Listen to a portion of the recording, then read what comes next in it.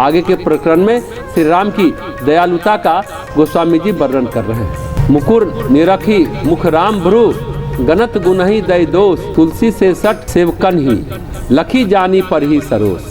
श्री राम जी दर्पण में अपना श्रीमुख निरख कर अपनी टेढ़ी भावों को जो एक गुण है दोष देते हैं और सोचते हैं कि तुलसी सरीखे दुष्ट सेवकों को कहीं इन टेढ़ी भृक्तियों में क्रोध न दिखाई देने लगे। अद्भुत दोहा है ये। राम की दयालुता कैसी है? भाव तो टेढ़ी ही होती है जो एक गुण है, पर भगवान को उनमें दोष दिखाई देता है। अद्भुत सोच है गोस्वामी जी। मतलब अपने को भी दुष्ट भक्त कहते हैं और मेरे जैसे दुष्ट भक्त को भगवान के इन टेढ़ी भ्रुकुटियों में क्रोध न दिखे, इसलिए भगवान उसे दोष कहते हैं। मतलब दुष्ट भक्त पर कितने दयालु हैं राम। सचमुच भगवान अपने भक्तों से क्रोध नहीं करते। भगवान का अपने सभी तरह के भक्तों से केवल और केवल प्रेम का रिश्ता। कैसे है राम? ये गोस्वामी जी के इस दोहे में भरपूर झलकता है। राम भगवान तो किसी को भी कहीं पर भी किसी को कष्ट नहीं देना चाहते। राम तो रावण को भी कष्ट नहीं देना चाहते। 2 बार भेजते अंगद को, हनुमान को कि रावण को मना लो, युद्ध ना हो।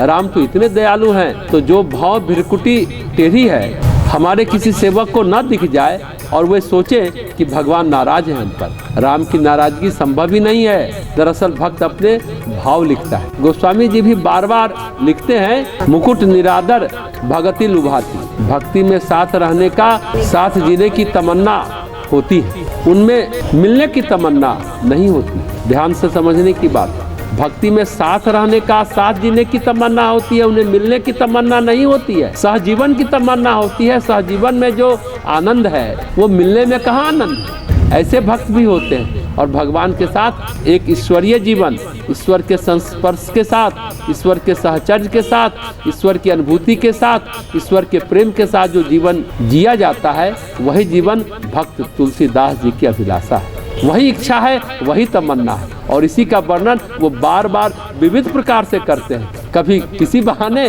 कभी किसी बहाने।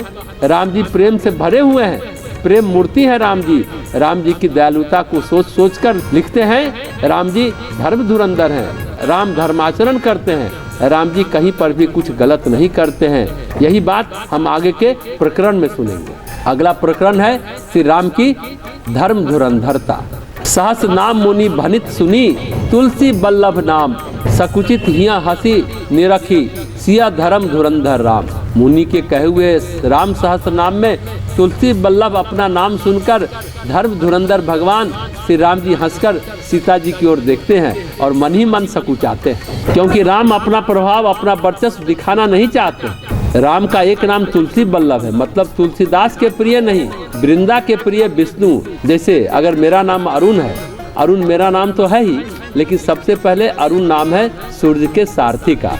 इसलिए सूर्य निकलने वाला होता है, लालिमा छाती है तो कहते हैं अरुणोदय। तो गोस्वामी जी कहते हैं भगवान के सहस्त्र नाम में एक नाम मेरे साथ भी है भगवान का, मतलब उनके जन्म से पहले ही तुलसी बल्लभ भगवान का नाम था। भगवान ये सुनकर मन ही मन सकुचाते हैं।